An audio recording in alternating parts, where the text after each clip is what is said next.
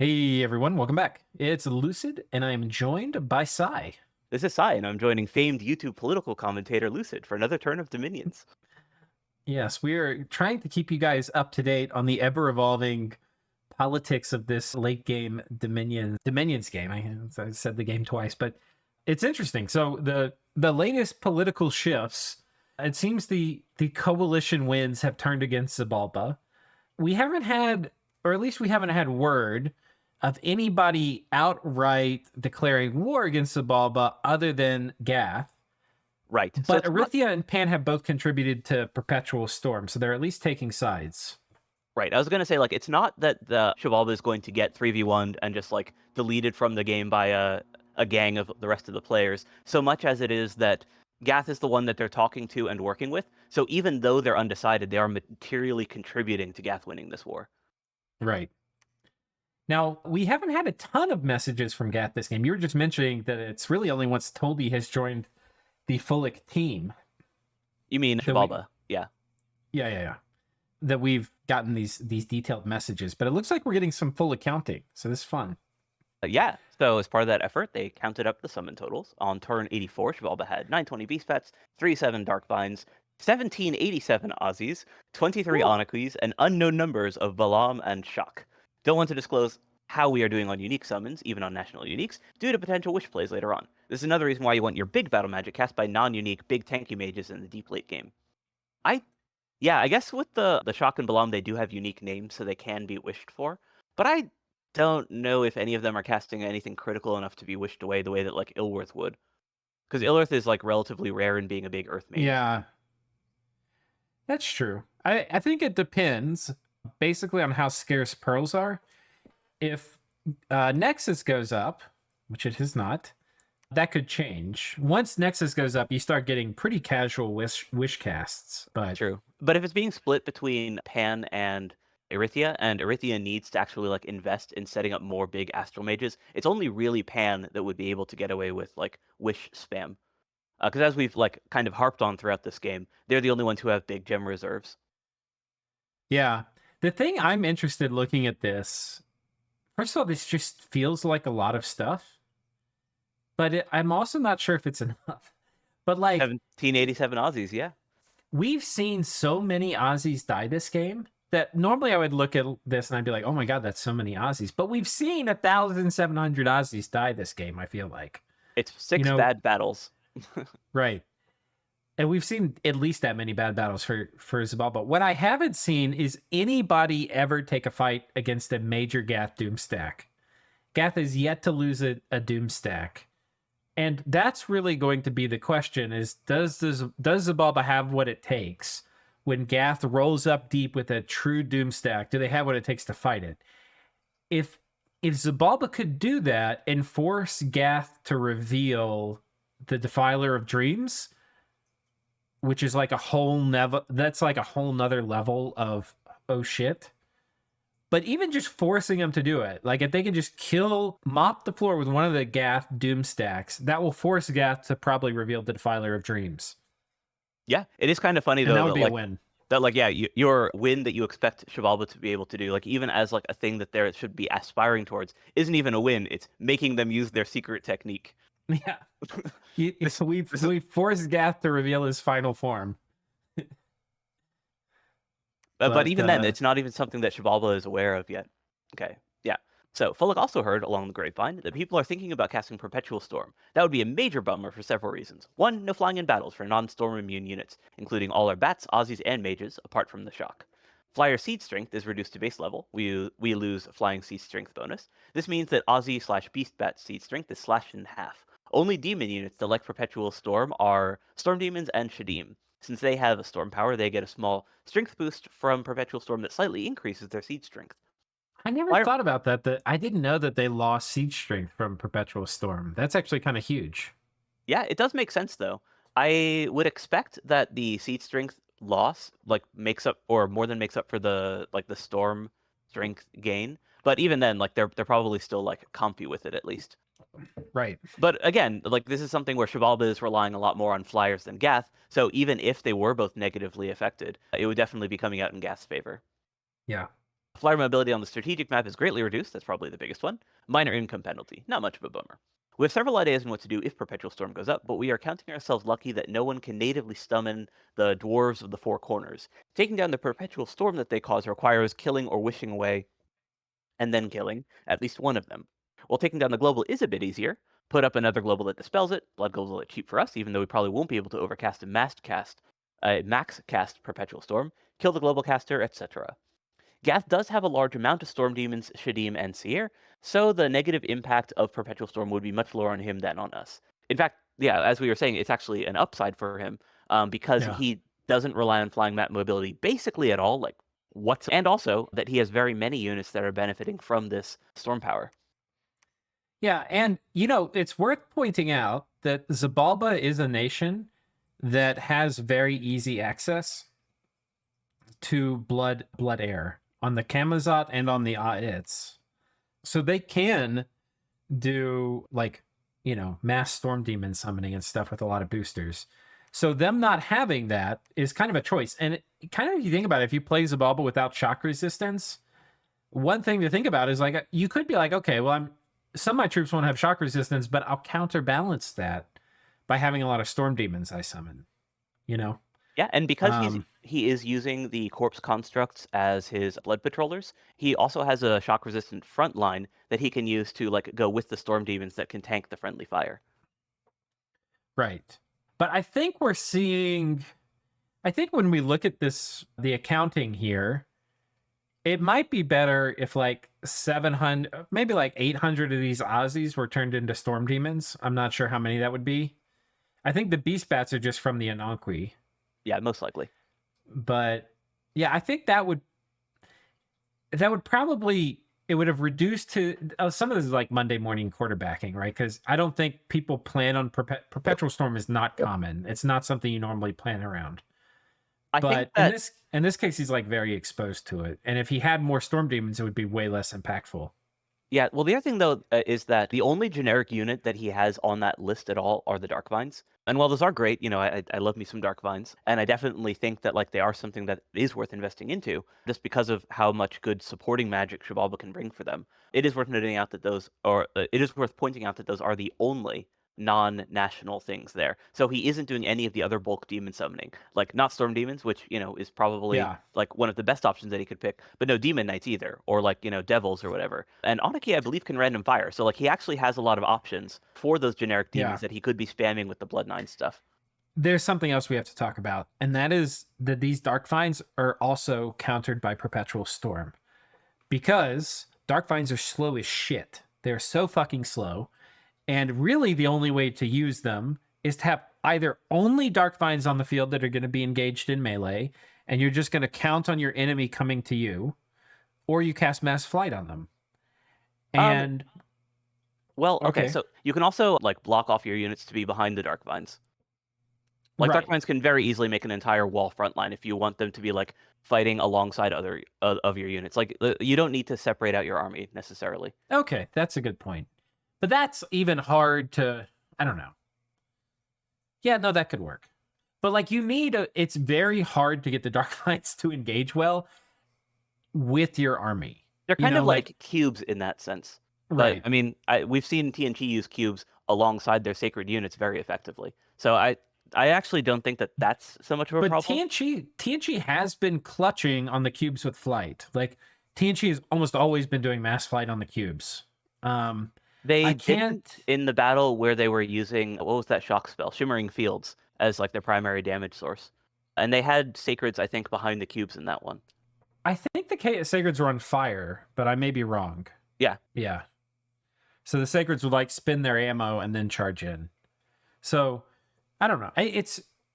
That, by the way, is a great way to use cubes or like Dark Vines, right? Is if you have Sacreds that are on fire and they'll run out of ammo and then charge in once the Dark Vines are engaged.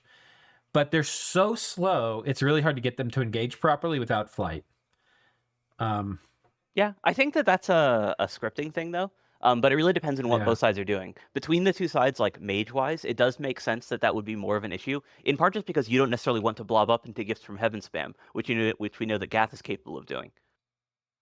Yeah, I'm also not 100% sure, like, what happens if you put a few flyers not flyers, a few like wolves or something that run fast that are going to disrupt the dark vine formation a bit, then you can have like your sacreds pour out past them. I don't know. It's definitely like a scripting issue though, rather than like a general use case issue. Is I guess how I describe it. But yeah, you're right that like they are very slow and can be tricky to use in that sense. But the other like issue with them being slow is that they kind of like favor a strategy where you're heavily using mage support rather than solely relying on your Yeah. units doing all the killing, which is not how Xibalba has been playing. I don't think I really am realizing until literally this moment how bad Perpetual Storm's going to ruin these guys. Like, look at this. They've given us an inventory of all of their things. And Beast Bats are possibly the most ruined, right? Because you said they have really slow combat speed. Yeah, it's like 3 or something. Like they're or Right. it's extremely low. So they're basically like Dark Vine speed, but they can't fly. The Dark Vines are super slow. And the Aussies are super fast, but they're going to get torn apart because of no shock resistance. And they're going to have trouble engaging at the same time as the Dark Vines without really good scripting. Yeah, I just double checked. Combat speed is 3, so it's God. awful. They're going to get. Perpetual Storm is really bad for Zabalba. Oh, God. Yeah, and I mean, we kind of been calling that out. Yeah, Dark Vines are faster than Beast Bats. I just checked. They are 4. Oh, wow. That's wild. What are cubes? Cubes are 2, right? That sounds right. Yeah. I think cubes might be the slowest that can still move. I mean, maybe if you cast Quickening on Dark Vines, because 4 to 8, like 8 is actually a semi-respectable combat speed. That's like heavy infantry speed, yeah. Yeah. But even I remember cubes are so low that even with quickness on them, they're still pretty slow. It's like Yeah. they go from like crawling at 2 to crawling at like 3 or 4. Because yeah. Okay. Yeah, I think the lack of diversity in Xibalba's armies is kind of an issue, and a lot of that just has to do with the fact that like they don't have that much of their toolkit activated, at least as far as what we've seen, right? Like the only thing that they've been consistently doing has been that like buff supported Ocelotl like melee stack, right? Like they yeah. do have mages, and they have been catching up at least a bit on research, right? And the disparity in research matters less and less as the game goes on, because as long as you have your core level 9 research done, then you've at least got like that's army size. Yeah. Oh, I thought Well, you were that's going to what look I at was looking research. at. Oh, we can look at that too. But I was just thinking, I'll share my thought in a minute. Oh yeah. Yeah, so like even though like there is still like a relatively significant research gap, Joba has the important level 9s that they need at this point, right? Yeah. But what we haven't seen from them is basically like the sort of variety of the Xibalban toolkit that we've kind of been talking about. So we haven't seen them do, any sort of like mass assassination plays. We haven't seen them do stuff outside of like I think they did like one Wind of Death trap type thing, but that's similarly something that they should be able to spam. Yeah.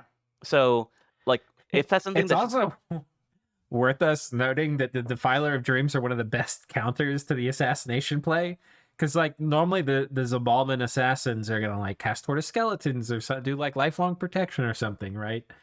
And the Defiler of Dreams will kill them before they cast a single spell. right. And so Gath could just move all those in like, oh, you're gonna mass assassinate me. Surprise, I kill all your guys, Yeah, yet another thing that those things are uniquely good at handling. But Yeah. anyways, like if we haven't seen Xibalba bring out like a variety of tactics, but theoretically they could. So we don't Right. know yet exactly what Xibalba is going to be doing. But I guess the other thing that we've kind of noticed this game is that we haven't been surprised by what like we've been surprised by like individual tactics that people are doing, but we haven't been surprised, I guess, by like who has been doing new stuff for the most part. Like Erythia, we were like kind of saying like, oh, when are they going to deploy their mages? When are they going to use their mages? And then like when they do, it hasn't been like particularly inspired. So the fact that Xibalba has been kind of leaning on these Ocelotls so heavily, I kind of expect to see more of that, at least at the opening of the war, which is a big part of like why I'm kind of like betting on Gath being the Right. one to pull out ahead. Because I think the thing we can say with certainty is that these like standard like a McDonald's franchise Zabalban armies where it's like 2 or 3 weapons of sharpness casters, a rush of strength or bloodlust caster, an anti-magic caster, a couple quickening casters. like the things that we've been seeing. Like these are like the mass-produced, easily replaceable, spammable Zabalban armies of like 300 or 400 Aussies. These things are not even going to dent Gath. He's going to swat those things down like flies. So then we have to see what is Zabalba going to do differently than that. Right, and that's where we don't know yet. So like Right. it's kind of hard to say like what I'm expecting to see from Xibalba, but at least initially, I'm kind of expecting to see them do what we've seen them do all game. And as you pointed out, that's not going to do very much. No. Okay, so let's look at some battles here. We've got Tianchi riding out against Erythia. Okay, hold up. This is a Get out real the popcorn.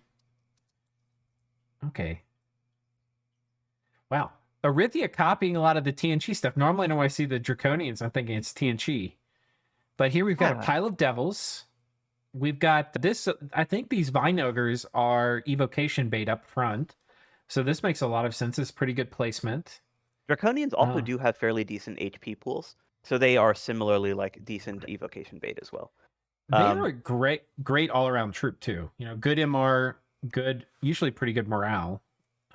It's not great here, but you know. Yeah, the problem is that offensively they're not that good, but if you're relying on your mages to actually do the damage, as both Erythia and TNG are, then they're really good supporting units. Typically, the reason that you don't see them is basically that, like, as a summon, they compete with Eagles for gems, and Eagles are just much better, right? Because they're size 6, they can block Tramplers, they have much better siege and patrol value.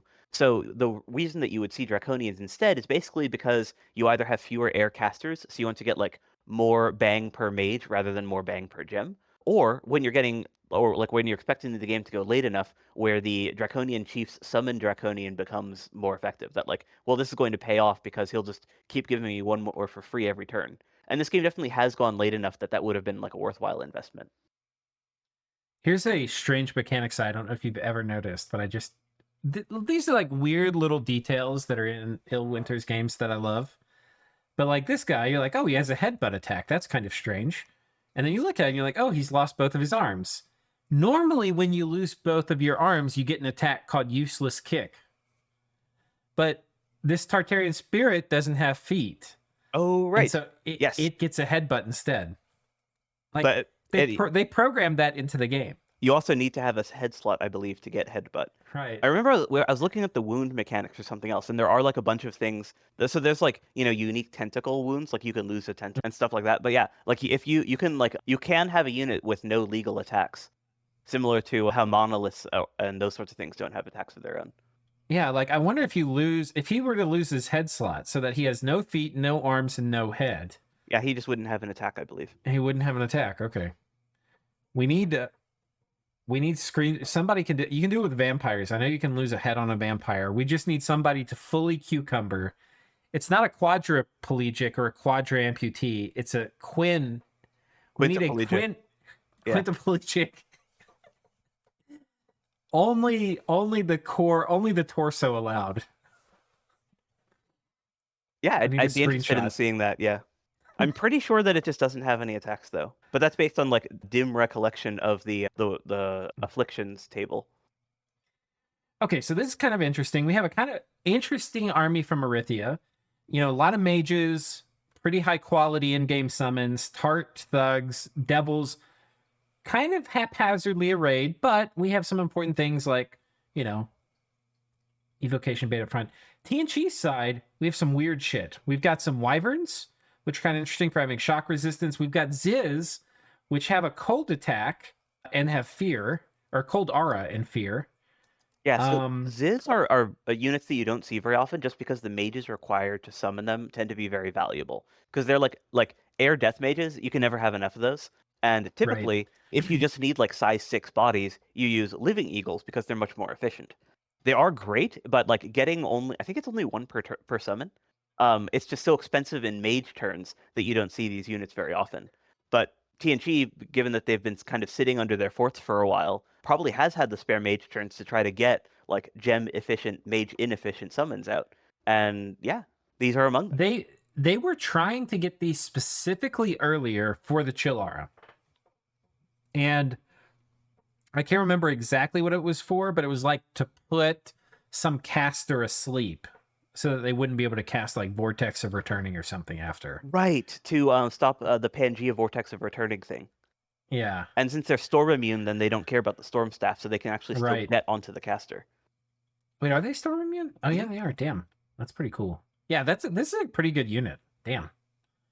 Yeah, it's just very awkward to get in any sort of quantity. But you're right, yeah, that is why they have them. Okay, so then we've got this guy casting growth buffs. This is Storm Staff. We've got a Lich too. Two of these guys. We've got two of these Air Death Mages. But that one's with air gem, so presumably we're going Yeah. to see air elementals, I would guess. Maybe So Howl out of the other guy? Out of the... Oh, he's casting Mass Protection. Interesting. So Oh, so one this thing... is land on the heart, on the tarts. So, Oh, and they're drawing aggro from the gifts spam, which could kill the tarts. so I believe that this army was set up to fight Pangea, maybe? No, And I that, think like- this maybe. And like he's just deploying it against Erythia because that's who he like has to fight. Because like the tactics that he's using here with the that's Wrathful Skies. That's what he's doing with the air mage. No. Wailing Winds. This is what his Air Death Mage was casting. And what I thought it was Oh. Wind of Death, but it's not. Is that Wrathful Skies the first one? Wailing Winds. That must have been what this guy cast. That's what I meant. Yeah. Oh yeah, it is Wrathful Yeah, Skies. yeah. Okay, yeah. So yeah, interesting. This is starting to make sense because these Ziz have shock resistance built in. Right. So he has a fully shock resistant army. He's got the Wyverns with shock resistance, the Ziz with shock resistance. His Sacreds have a ton of shock resistance. Does he have Rigor up as well? Yeah, I think that must have been what this Lich was doing. That's Darkness. I was gonna ask about the globals up top. Blood Rain. So he's done Blood Rain and Wailing Winds, which is going to route the Mage Core pretty quickly here. What's the other? Yeah, death the spell? mages are routed. What's the other death Um, spell there? So there's darkness. Oh, it is Rigor Mortis. Yeah, okay. So It's cast by Death Grip. Let's see who Death Grip is. This is an Erythian mage. so Erythia's put up Rigor. Interesting. Because I would have guessed, based on the Wrathful Skies coming out, that this was something aimed at like a fatigue thing. Because like if both sides if you have double Rigor up, if you can kill the enemy army fast enough, then that's still okay. Yeah. Now these Sacreds also have Reinvigoration on them from their Bless, which could be important with Rigor up. I don't think... Is this Demonic Cleansing? No. So the Devils are going to hold up for probably a pretty long time here against the TNG Sacreds. Oh no, they're getting killed. Yeah, well, devils are very squishy, right? Because they don't have natural armor. So they only have 20 protection even with Army of Gold up, right? Like they don't have super high protection value the way that like actual units with real equipment do. Plus 62. This guy's hitting 62 a turn. And he has Phoenix Pyre. So these Tart Thugs are actually potentially going to swing this battle for Erythia. Yeah, it looks like they're the only ones really holding the line. That's actually very impressive. And the Skelly spam from the Liches here. Oof. Now the question is, did the TNG mages retreat or not? It looks like 3 dead, 1 retreated. Oh no. The ones that were important were these two guys. This guy. That was an Air Death. That was an Air Death. Did he have Twiceborn on? But yeah, I mean, losing the equipment also hurts. This guy retreated. This was one of the important ones. I think did we see the guy with the crystal shield? I believe that was one of the dead Ancestor Smiths. Ancestor I think Guides. you're right. Yeah. I think that might have been this. Did we see his... No? Check the other one. Yeah, this guy. So he lost the gear on this guy, which was pretty important. And let's see. I don't think he killed any of the Tartarians. Can you check? Can you open that up again real quick? Because I was looking at the... Oh, yeah, that's actually a better way of looking at it. Oh, he did. He killed one of the Monstroms. Yeah. So TNG lost 2 of the guides, 1 of the Smiths, a Lich, a Master of the Way, and then 2 of the Vampire Lords. And The then Immortals 8 come back at soldiers. least. Yeah. Importantly, the White Mage survived, and then he only lost 1 guy, I think, that had a ton of gear on them. Right. Oh, and the Golem pieced out too. The Golem had a lot of gear on it with the Storm Staff. I think the Golem must have had some sort of returning item because they obviously can't retreat. Right. But yeah, And Erythia, I mean, they lost a lot of mages here, actually. You know, they lost their Golem, they lost a Lich, they lost 6 Dukados, 9 Mystics. I don't think that they lost any significant gem investment though. Like those are indeed like Yeah. yeah they did. I think that like Erythia lost more stuff in terms of like units, but I think that TNG's losses were more expensive. Now, Arithia's trying to storm this fort. Okay, and there's nothing here. So this is the remnants of that army. So that's why TNG was trying to break siege there. I think they were trying to Yeah. protect the fort. So I think it was worth it trying to save the fort. But I think we have to call this what it is, which is this is definitely an Arithian win. They, you know, this was maybe an even trade of a battle, but they got a fort off of it. I was gonna say, like, even the battle, I believe that like even though Erythia lost more by the numbers, I think that TNG lost more investment. Like that they both Yeah. spent and lost more gems in the battle, and the stuff that Erythia lost is fairly easily replaced. Yeah, I think so. I think that's right. Like even So this is discounting the territorial difference, those are just like regular fort recruit mages that Erythia can basically pump until they hit their upkeep. And look at this. We have this Pangean army moving here. It was back here this previous turn. This just further kind of goes to what I was saying, which is like Pangea is looking at like finishing off TNG, I guess. I think this is like a bit of a fool's errand. You know, like, are you really going to put 100 more Centaur mages on top of like 9 Dominion Strength Vengeful Waters?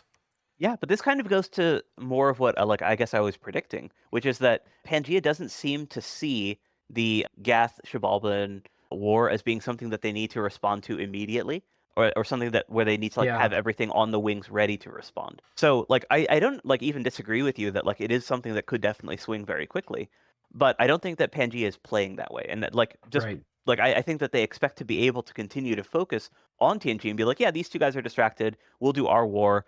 They, you know, who knows what they expect to see, whether it's mass assassinations or, you know, some sort of clever defensive play, maybe dark skies coming out from Xibalba or something to that effect.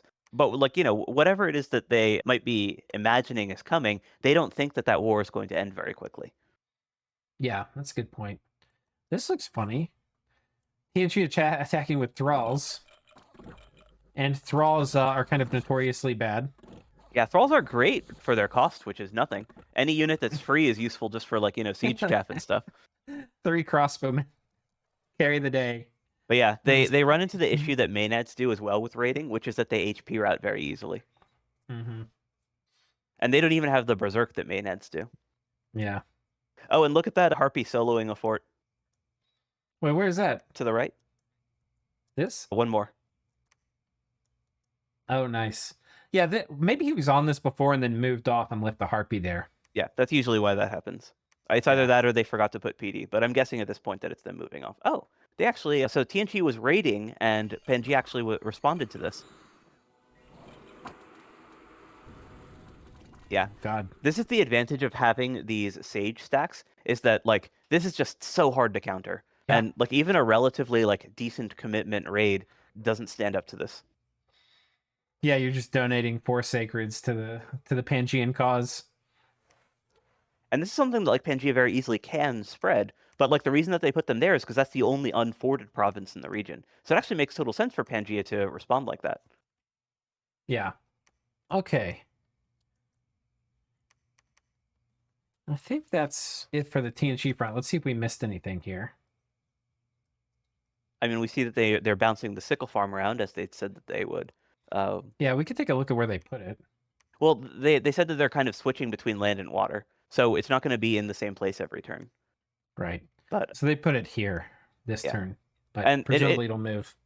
Yeah, basically the only thing that they care about is like making sure that it doesn't get intercepted, and they've set up their system such that it's reliable enough that anywhere that Gath dumps PD along their border can be raided. So they, like, you know, they have enough options that I don't think this can be feasibly countered.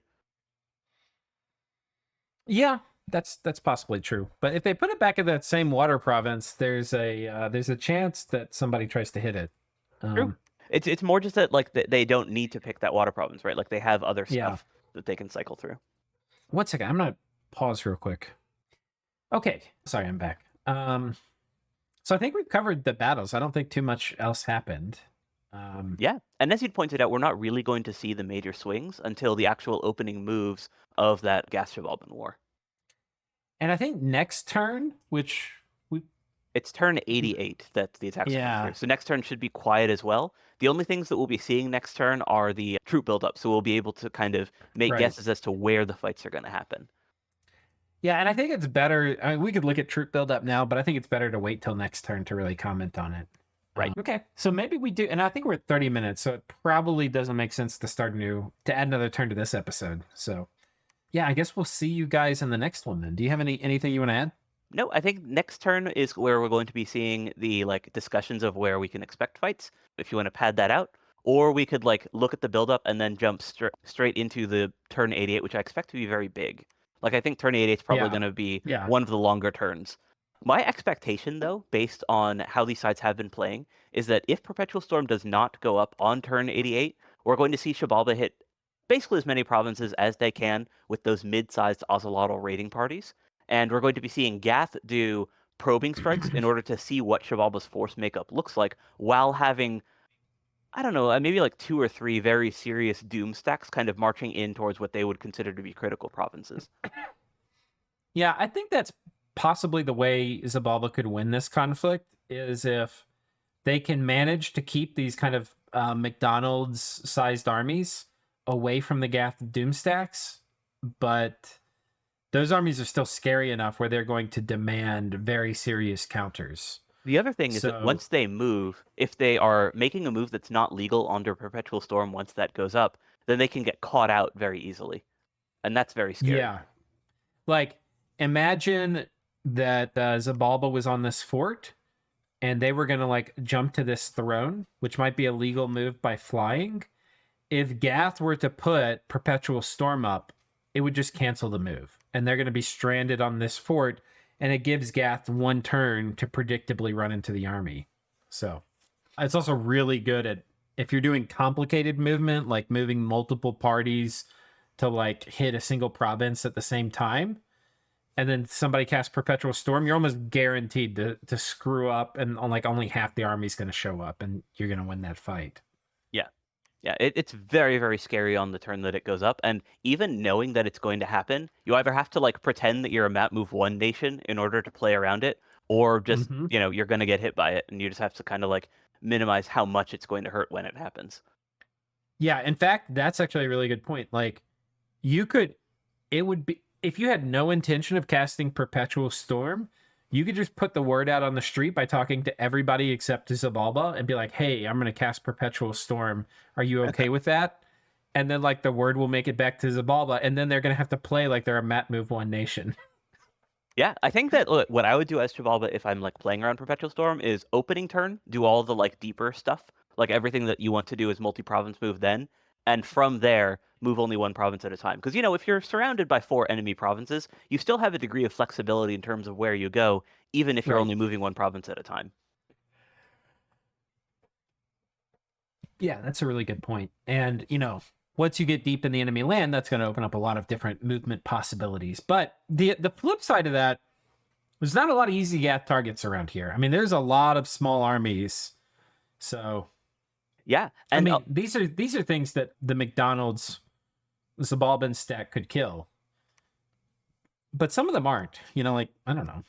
Well, yeah, a lot of that was stuff just because that's what Gath has been using to patrol. But when you're patrolling with Sacreds like that, you kind of have a natural province defense there. Yeah. So as long as he can bring mage support in order to let them basically fight those mid-sized Ocelotl armies, they could be a very effective defensive tool. Yeah. All right. Well, we'll see you guys next turn. We are leaving the slump phase of the game, and we are entering the final phase of the game.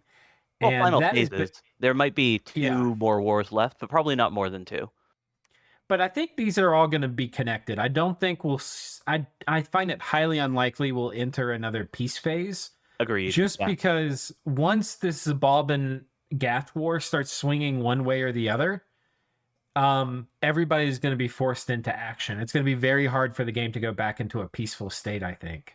Agreed. But the reason that I think that it has to do with throne count. Once basically you get to like 5 to 6 thrones on a single nation, then that nation is pushing to end the game, and anyone fighting them has to be similarly sized, meaning that they are similarly looking to end the game. So you kind of can't peace out at that point because there is no equilibrium to maintain. Everyone is just a couple turns away from winning. Right. Yeah. All right, well, we'll tune in and see what happens. We'll catch you guys next time. See you then. See you.